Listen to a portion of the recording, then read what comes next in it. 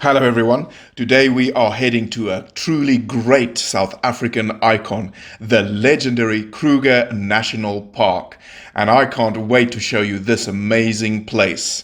If you stick around, I'm going to give you lots of great top tips on how to maximize your chances of seeing as many animals as possible, especially if you are traveling on a limited budget and have limited time available. And here is top tip number one for the day already. You've got to remember that Kruger National Park is the biggest national park in South Africa. It is also the oldest one, but its sheer size makes it bigger than the whole of Wales, the whole of Israel, and is about a third of the size of Ireland and a little smaller than Belgium. And that means that you have got to plan your angle of attack. There are 10 different gates that you can enter, and today we are going to enter from the very southeastern end at the bottom through Crocodile Bridge Gate. As we are getting closer and closer, I can't contain my excitement anymore. It is really undoubtedly one of the world's greatest game parks, and it has been praised for its endeavors in nature conservation, professional management of wildlife, and the safeguarding of African cultural heritage. And here we are now approaching the Crocodile Bridge Gate, and I can't wait to get in there. Okay, we are crossing the Crocodile River into the park.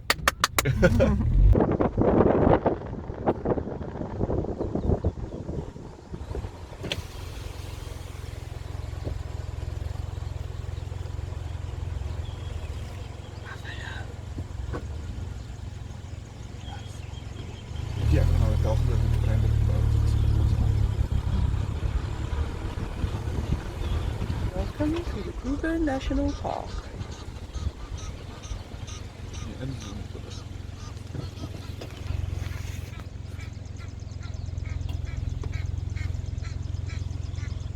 There's also this guy just chilling there.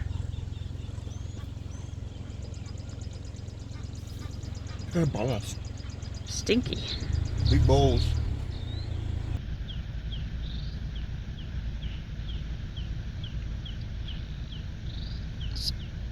Okay, guys, this is all you need for the Kruger National Park. Don't buy expensive guidebooks and stuff. Get this. This is the one and only that you need, the official Kruger Park map, and it comes with everything you need to know. It names the animals, it names the camps, but the best part about it is the map. Here we are on the southern end of it. Yeah. Okay, we're sort of now, we've come in here at the Crocodile Bridge Gate, and we're going up this red route here.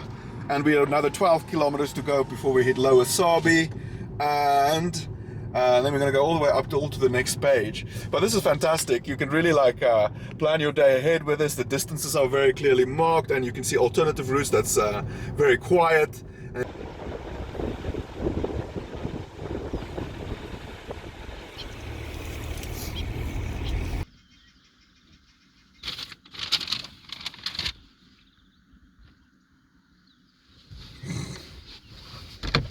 Een hele bos is vol babianen. Is het? Ja.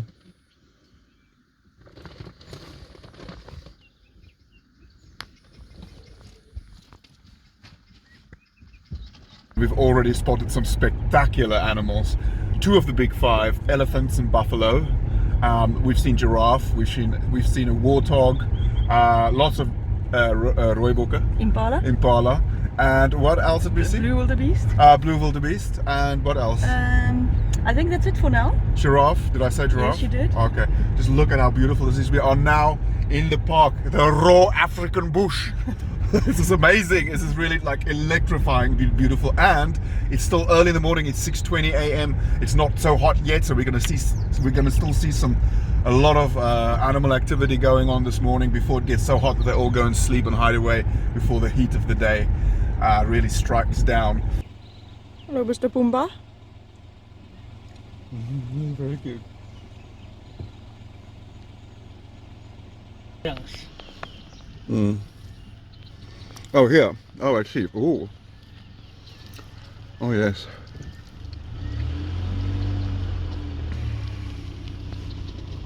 This is how you do Kruger like a boss. Try not to crawl along at a very slow pace and squinting your eyes and looking for animals all the time and getting annoyed and irritated if you don't find anything. You will find something eventually. Oh, what? It's a massive bird. Oh, I missed. Oh, well. Yeah, sorry. Oh, and there's some warthogs. Oh, well. So sorry, what happened there is Catherine saw just a really big bird, and she said it had like a wingspan of like as wide as this car, and it's obviously it's hard to get those things on camera. And if you can just sit here and these things fly over you. It's prehistoric, man. It's going back into time. And here we have arrived at our very first rest camp for the day. This is Lower Sabie Camp. It also has chalets where you can stay overnight, which are totally fabulous. And you can get one that sleeps 2 people for just under £100 in high season, which I think is a complete and total bargain. It also has great shopping facilities here and a lovely restaurant and lunch facilities. And as you can see, a beautiful thatched roof that keeps you cool during a hot day. And if you have lunch on this deck, you will be treated to a spectacular migration of wildlife throughout the year. Let's see who is waiting for us today. I'm quite curious. Oh my goodness, it is a big family of elephants. Oh, they are pretty beautiful, aren't they?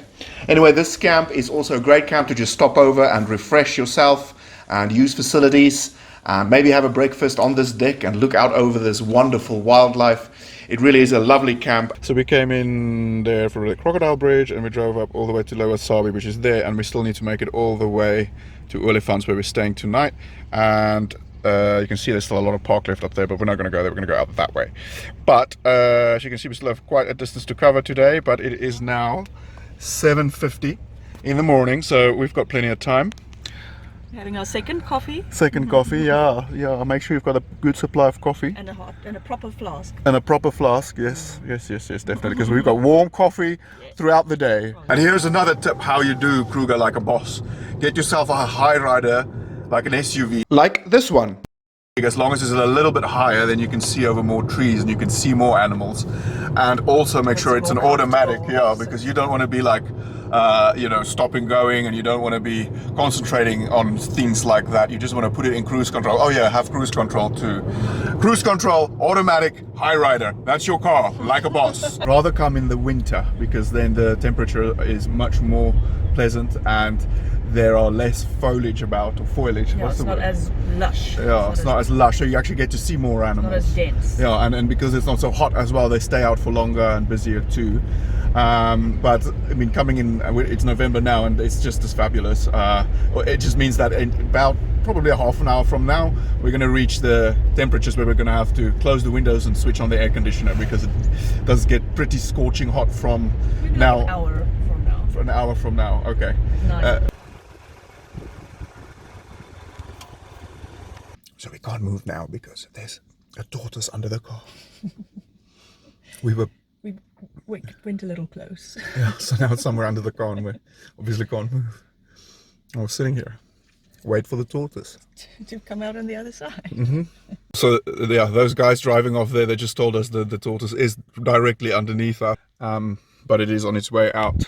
So let's see if it's gonna come out here. Let's see in this thing what kind of tortoise that is. Tell us. I think we have a problem. It's not here. Well, we need to. Well, otherwise we just have to get out. We have to confess that we had to get out of the car to make sure we don't run him over, because we can't wait. He was sat in our shade very comfortably. He wasn't going to move, so we had to I had to get out of the car. But I have to tell you, getting out of the car is not, well, it's against 100% against the rules. I just broke the rules there, but we can't sit here waiting all day long. And but the thing is, what you've got to realize is when you get out of your car in Kruger, that you immediately tumble down the food chain, okay? So stay in your car. Oh, there it is. There it is.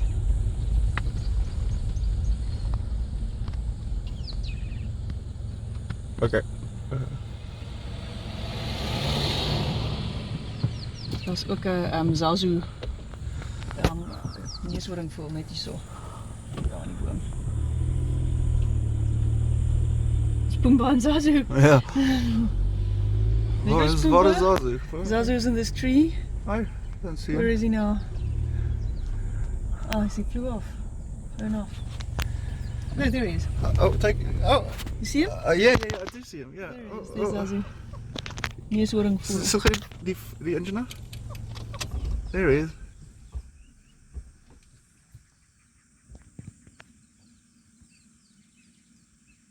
Here's another top tip. Make sure there are at least 2 people in your party that are decent drivers and can drive long distances, so you can share the driving. It's really important because there is long distances that you have to cover. And I drove all the way here from Johannesburg, so now I get to sit back and enjoy. Die babatjies nie, dis nie.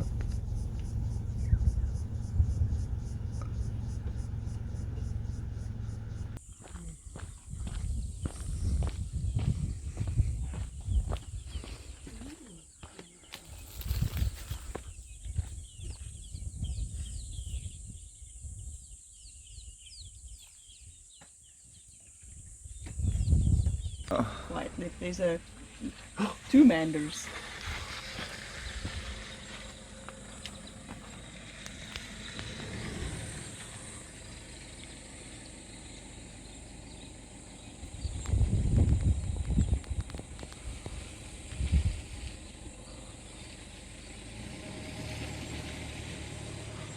Oh, there's another one there.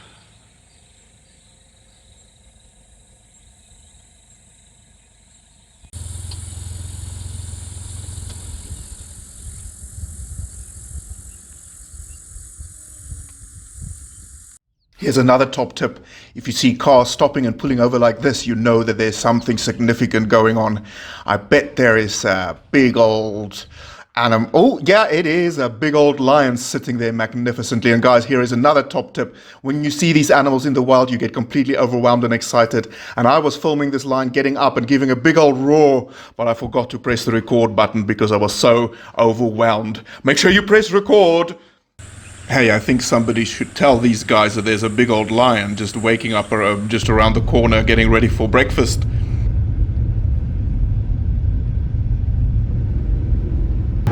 What's your first memory of the Kruger Park? I remember we were at, How old were you? I don't know, small, like 8 or 7.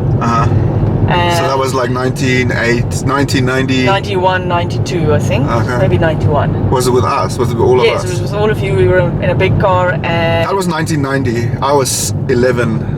I guess I was 6. Yeah.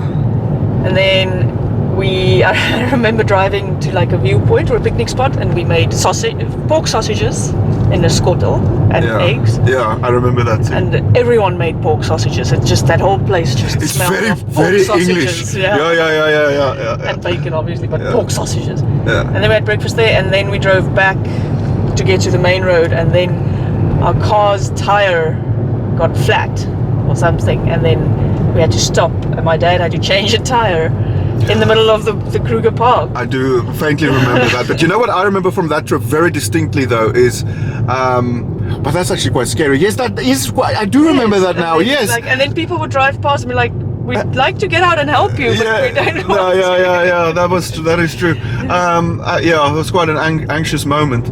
But on that same trip, I remember, for some reason, what really vividly stuck in my mind was when we stopped somewhere and there was like a bunch of monkeys. What is the name for a bunch of monkeys? I don't know. A pack of monkeys or something. Vervet monkeys, I think. No, not a herd. No, vervet. A vervet? Well, that's a fancy word. Vervet is the type of monkey. Oh, monkeys, okay, and they were all over the car.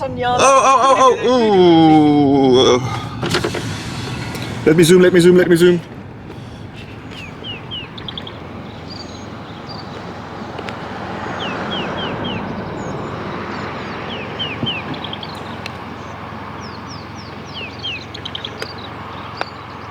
Anyway, a bunch of monkeys came down from a tree or whatever, and they were like a troop of monkeys. That is true. That is what it is. And they were all over the car. And there's one, like little one. He was a naughty one, and he was swinging from the wing mirror. Yeah. And I remember his dusty little paw prints stuck on the wing mirror, and we didn't wash it for the whole holiday. We all kept looking at the little paw prints of the monkey on the wing mirror. We stayed in that rondavels at the, I think, from Andre. Yeah. that was my first time And as we well. played the risk. Yeah, I think that was my first time in the Kruger Park. If we went before that, I can't remember it, but it was 1990. And I remember also how it felt when we drove in here and I saw like a big animal in the wild for the first time in my life, like a giraffe. Was the very first one that we saw as well. That I remember very clearly too. There was one in the middle of the road. We almost drove into it. Yeah. And then seeing an elephant in the wild, and that kind of sheer wonder, and the thing is, it doesn't go away. Every time you come back here, it's the same feeling of wonder.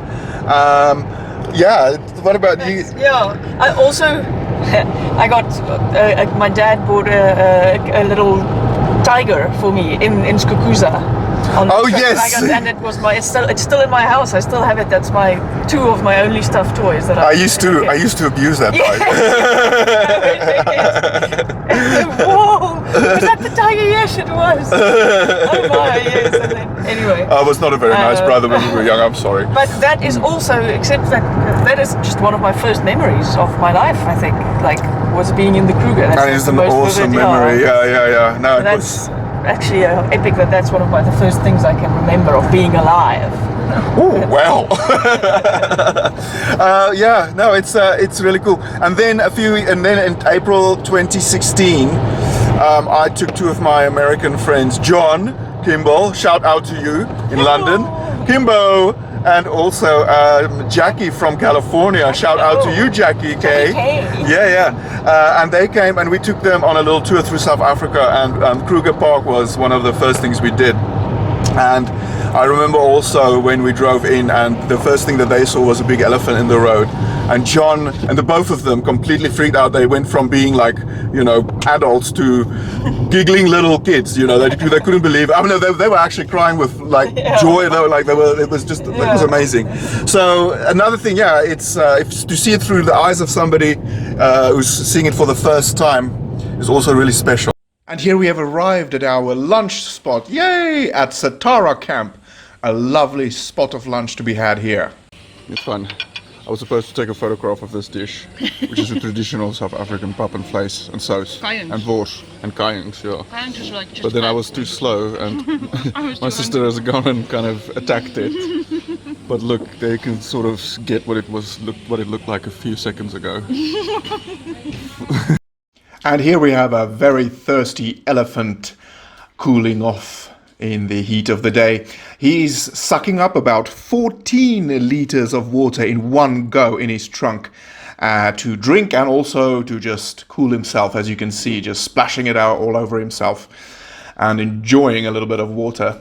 Oh, now what is this? I think we have a zebra crossing in front of us. Yes, that is indeed what that is.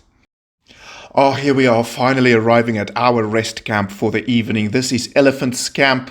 As you can imagine, it's called that because there are a lot of elephants around here. And it is a lovely camp right in the middle of Kruger Park with amazing facilities like this beautiful pool. It is like an oasis here in the middle of the bushveld. And after a long morning of getting up early and driving a lot in very intense heat, it is amazing to come to this beautiful swimming pool and cool off right in the middle of the bushveld. And here is the restaurant facility of this camp. It is a beautiful building with, again, thatched roofs to keep you cool in the hot African summer sun, and a beautiful deck where you can enjoy sundowners and appreciate the sweeping views over the valley here and the Olifants River. It is truly jaw-dropping, and having a beer here in the early afternoon is a very agreeable way to spend your time, I can assure you of that. And look, there is a herd of elephants passing through and drinking here in the Olifants River. And this, ladies and gentlemen, is the rest camp that we will be staying in this evening.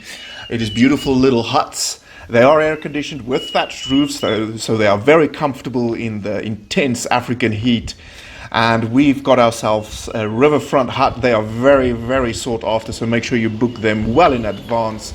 Look, what an amazing view to watch the sunset this evening. And some more elephants passing through. There's just a lot of them around here, hence the name, as I've said. I am so extremely happy and excited to be here. This is my first time in the Olifants Camp. And just to show you how well these facilities are maintained, it is small but is adequate. You've got a fridge, you have a beautiful clean little hut to sleep in with freshly made beds and clean linen every day. It truly is good value. The final swim before sunset and before we light our fire. This is pretty absurdly sublime. What do you say? Yeah. No, you just have to enjoy it. There's a crazy bird life flying all over the place. And the fact that you can actually have a swim in a pool in the middle of the Kruger Park is a bit of an indulgence, I must say. Okay, so here is one of the less pleasant parts of staying in the bush.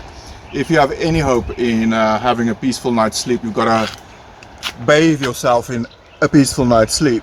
It is pure, unadulterated chemicals, but it's the only thing that works. Observe how it's applied. Very generously. You see, me and my family, I am the mosquito barrier in my family. They always come for me first. So, and my dad was the same. So he would just bathe himself in these things and we would look at him like, well, you are disgusting. But no, I get it now. You've got to like spray it on, and luckily we're downwind now and that's another top travel tip here. Be downwind when you apply this stuff because it chokes you because it's nasty chemicals, but it works really well. Also important that you keep the old mosquitoes away because not that malaria is a big problem here. This is one of the few national parks in Africa that malaria is a very low risk. I've never actually taken any precautionary medicine towards or against malaria, but it helps to have that first line of defense in hand. And by the way, these guys aren't paying me. They're just giving me a peaceful night's. Okay, our fire is lit and we can start to settle in for the evening and get ourselves ready for the second part of today's spectacular extravaganza of wildlife and nature. And it is the starry night sky here. It is such a pleasure to sit next to a fire under African skies with the stars glittering above.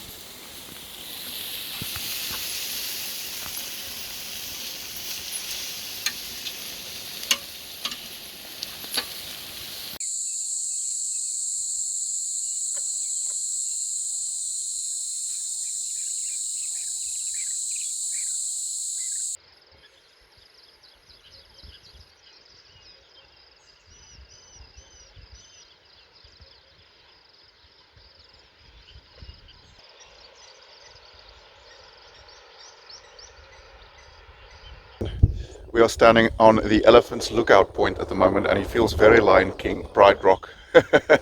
Let's flip the camera to show.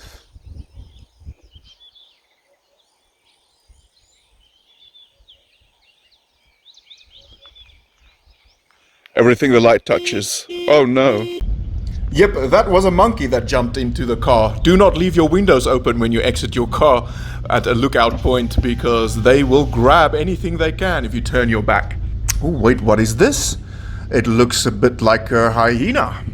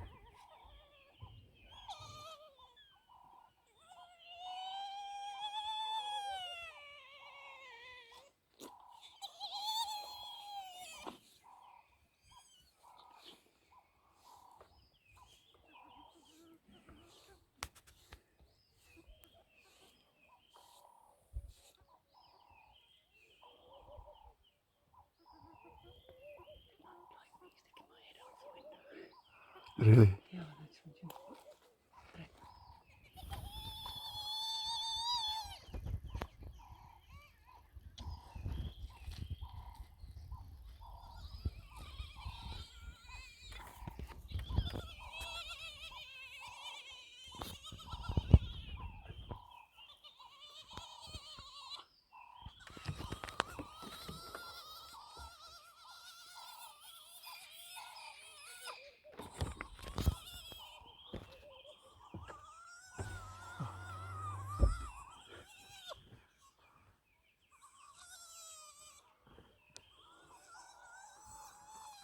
Okay, that was a first for me.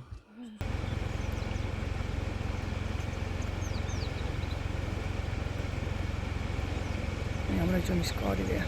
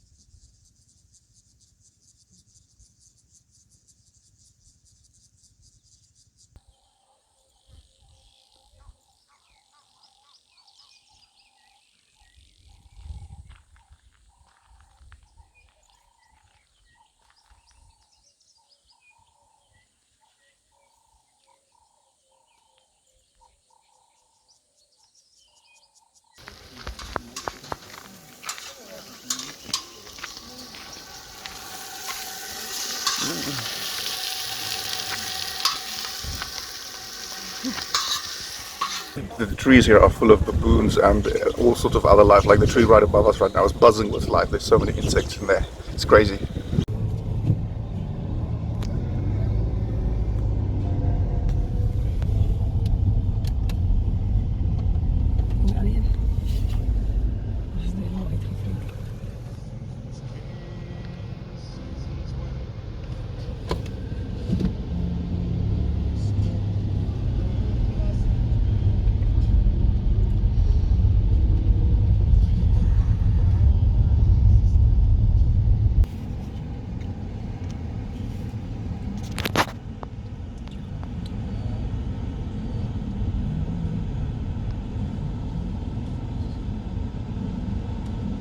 Wow,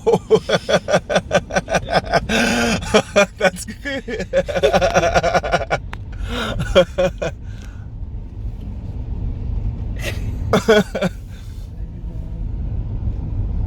He's walking away, we're safe. He's a big guy. That's a big boy. Look at it. Oh my goodness. That's a funny big old elephant just walking across the road. And so sadly we've come to the end of our journey through Kruger National Park. It is really sad to leave it behind as always, but let's take one last look to appreciate the beautiful ancient bushveld around us, and that is a baobab tree. You might wonder why we left the park before we saw all 5 of the big 5. Well, unfortunately the leopards are notoriously good masters of disguise and they're very difficult to spot. But stick around for the next episode and I might have another trick up my sleeve to show you some leopards. Unfortunately, the story of the rhinos is not so good. Currently they are being poached to the brink of extinction, and there is great effort being made in preventing them from disappearing altogether, including their whereabouts and locations being kept secret these days, and many of the surrounding parks here are now engaging in voluntary programs where they remove the rhino horns to prevent them from being poached to death. How sad is that we are now at that point? Let's just let that sink in for a moment, that one of the big 5 is on the very brink of extinction due to poaching. More on that in our next episode. Stick around and you will learn about the great conservation efforts that's happening on the borders of Kruger Park in terms of educating the local population, empowering them, and also the rehabilitation of animals in this area. Thank you very much and have a nice day.